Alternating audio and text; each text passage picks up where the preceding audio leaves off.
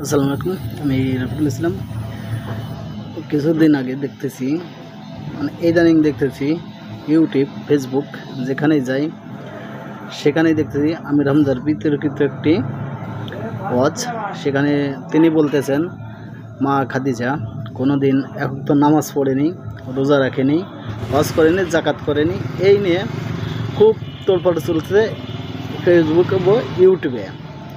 আজকের সেই ভিডিওটি কিন্তু একটি কাটিং ভিডিও।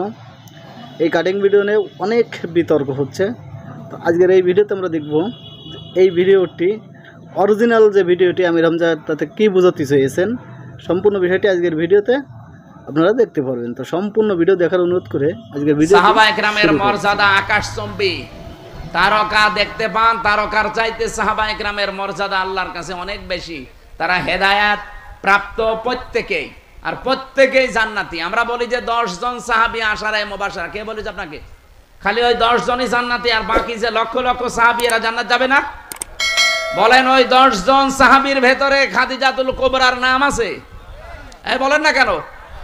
আয়েশার নাম আছে, ফাতেমার নাম আছে, তারা জান্নাতি না? ফাতেমা জান্নাতের নেত্রী হবে, সমস্ত মহিলাদের সর্দার। হযরতে আয়েশা সিদ্দিকা রাদিয়াল্লাহু তাআলা আনহা, হযরতে কি খাদিজাতুল কুবরা, তাকে আল্লাহ নিজে জান্নাত বানিয়ে দুনিয়ায় পাঠিয়ে সুসংবাদ দিয়েছেন এবং আল্লাহ নিজে তাকে সালাম দিয়েছেন। এই পৃথিবীতে একজনই মহিলা যে আল্লাহর সালাম পেয়েছে এবং জান্নাতে অলরেডি ঘর পেয়েছে জীবিত অবস্থায়। অথচ খাদিজা জীবনে একটা ওয়াক্ত নামাজ পড়েনি, এক ওয়াক্ত নামাজ পড়েনি, একটা রোজা রাখেনি, জীবনে একদিনের জন্য পর্দায় থাকেনি। বলেন, তার পুরা জীবন আমি পড়ে দেখেছি, জীবনে কোনোদিন তিনি পর্দায় ছিলেন না। নামাজ পড়লেন না, রোজা রাখলেন না, হজ করলেন না, যাকাতও দেননি, পর্দায়ও নেই। অথচ আল্লাহ সালাম দিয়েছে, জান্নাতে ঘর বানিয়ে পাঠিয়েছে। একটাই কারণ উনি ইন্তেকালের পরে এই বিধানগুলো নাজিল হয়, এই জন্য উনি মানতে পারেন না। কিন্তু আল্লাহ তাকে খুশি হয়ে সালাম দিলেন কেন? জান্নাতে ঘর বানিয়ে সুসংবাদ পাঠালেন কেন? তার পুরা জীবন পড়ে দেখবেন, জীবনে 1 সেকেন্ডের জন্যও কোনোদিন স্বামীর মনে উনি দুঃখ দেননি। এরকম মহিলা তো এখন ঘরে ঘরে। এখানে একজন স্বামী হাত তুলতে পারবেন যে জীবনে কোনোদিন আমার বউ 1 সেকেন্ডের জন্য আমাকে দুঃখ দেয়নি, কষ্ট দেয়নি? বলেন তো এরকম একজন। মিথ্যা কথা বললে আপনার খবর আছে ভাই। আপনি দুঃখ পাননি নাকি বউ খুশি করার জন্য মনে করছেন যে না বলে ফেলি? বউ তো নেই না, আমি হাসির জন্য বলি নাই ভাই, আমি হাদিস বললাম। দেখেন, এই যে হাজার হাজার স্বামী আমরা মা বোনেরা যারা এসেছেন, আমি জানি না আপনারা আছেন কিনা। আপনি চিন্তা করেন, আপনি নামাজ পড়েন, রোজা রাখেন, কালো বোরকা পরেন, নফল রোজাও রাখেন, একটা স্বামী হাত তুলতে পারলো না। আমিও পারিনি। আমি আন্দাজে মিথ্যা কথা বলবো কেন? আমি দুঃখ পেয়েছি, এই জন্য আমি পারিনি। এখানে আমার একটা স্বামীও পেলাম না। মা বোনেরা, জান্নাত যাওয়া কিন্তু কঠিন হয়ে যাবে। আর এখন যদি ওরা বলে হুজুর ওয়াজটা একটু উল্টিয়ে করেন তো, যে একটা স্বামী একটু হাত তুলুক তো, জীবনে স্ত্রীর মনে দুঃখ দেয়নি। না বাবা শাহজালাল, এখানে হবে না হালাল। না, আমাদের চরিত্র আমরা কন্ট্রোল করব। স্ত্রীর গায়ে যারা হাত তোলে, এর মতো ইতর মানুষ দুনিয়ায় নেই। হাত না তুলে, হাত তোলা একেবারে হারাম কাজ না, আপনি তুলতে পারবেন যদি ফরজ নামাজ না পড়ে, দরকার হয় হাত তুলবেন। কিন্তু 4 জায়গায় কিন্তু মারা যাবে না, মুখে, বুকে, পিঠে, মুখে, মাথায়, মুখে, বুকে আর পিঠে, এই 4 জায়গায় স্ত্রী লোকের হাত দেওয়া জায়েজ নেই। যদি এই 4 জায়গা বাদ দিয়ে কোনো জায়গায় মারতে চান, আপনি মারবেন। খালি নামাজ না পড়লে, রোজা না রাখলে, ফরজ রোজা, জায়েজ যে পর্দাটা আছে, এই পর্দাটা যদি না করে, আর 4 নম্বরে যদি স্বামীর জায়েজ কথা না শোনে। কথা বোঝা গেছে? মা বোন যারা এসেছেন, আপনার জান্নাত পাওয়া অতি সহজ। স্বামী যখন বাইরে থেকে আসবে কর্মজীবন শেষ করে, দুনিয়ায় যত কাজ আপনার হাতে থাক সব বাদ।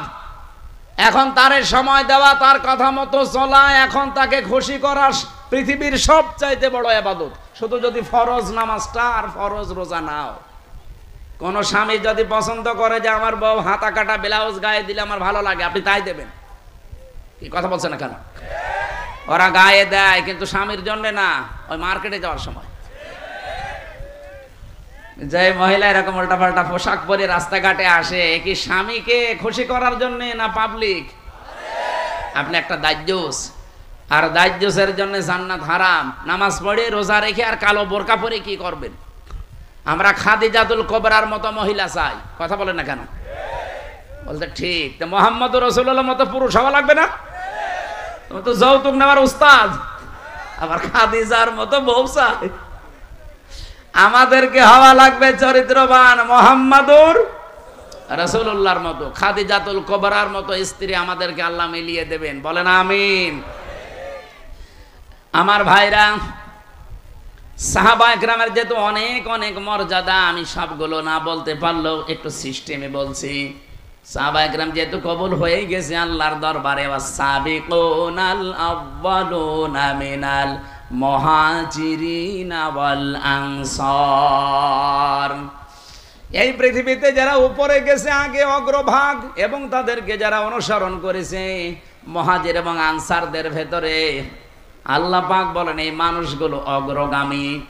আল্লাযীনা তাবাউহুম বিইহসান, আর এদেরকে যারা অনুসরণ করবে তাদের উপরে আমি আল্লাহর ইহসান, তার মানে আমার বানানো জান্নাত তাদের জন্য। বলেন সুবহানাল্লাহ। সাহাবায়ে কেরামকে আল্লাহর দরবারে কবুল হওয়ার পেছনে আমি এই কয়টা কারণ পুরা কোরআন থেকে হাদিস থেকে পেয়েছি। এক নম্বরে তাদের কয়েকটা গুণ আমাদের ভেতরে থাকা দরকার। এক নম্বরে পেয়েছি আল্লাহর জন্য তাদের অন্তর নিবেদিত ছিল সব সময়।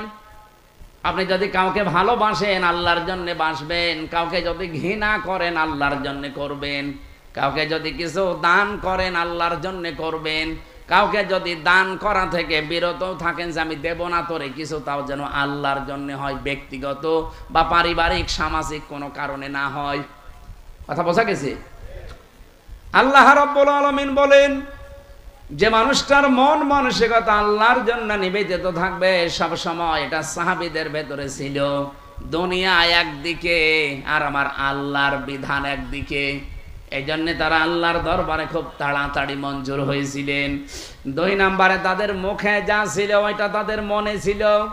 মুখে বললে ওইটা মন থেকে বলতেন, লোক দেখানোর জন্য বলতেন না। তিন নম্বরে পেয়েছি তারা নিজের উপরে অন্যকে প্রাধান্য দিতেন, যদিও নিজের অনেক কিছুর দরকার আছে, প্রয়োজন আছে, এরপরও তারা অন্যকে অগ্রাধিকার দিতেন। এই একটাই মাত্র কারণ, পুরাটা সাতটার ভেতরে এইটা। নিজের প্রয়োজন থাকার পরেও অন্য ভাইয়ের প্রয়োজনকে সামনে দেওয়া, অগ্রাধিকার দেওয়া। আল্লাহ পাক এত বেশি খুশি হতেন তাদের উপরে এই কারণে যে রাদিয়াল্লাহু আনহুম ওয়া রাদু আনহু, এই আয়াত তাদের জন্য আল্লাহ নাযিল করে দিয়েছেন। আল্লাহ এতটুকু বলে যদি আয়াতটা শেষ করে দিতেন, এই আয়াতটা আমি পড়তাম না। এর পরবর্তী কিছু সুসংবাদও দিয়েছেন, ওয়া আদালাহুম জান্নাত। আল্লাহ তাআলা বলেন আমি প্রস্তুত করে অলরেডি রেখে দিয়েছি এমন একটা বাগান, তাজরি মিন তাহতিহাল আনহার। না না, ভুল হয়েছে। তাজরি তাহতাহাল আনহার, মিন নেই এখানে।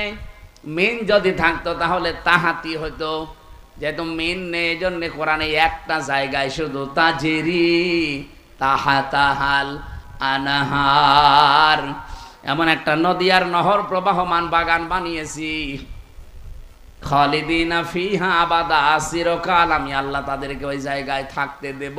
যালিকাল ফাউজুল আযীম, এটাই জীবনের মহা সফলতা। বলেন সুবহানাল্লাহ। এই আয়াতটার ভেতরে আমি কয়েকটা তথ্য পেয়েছি। সূরা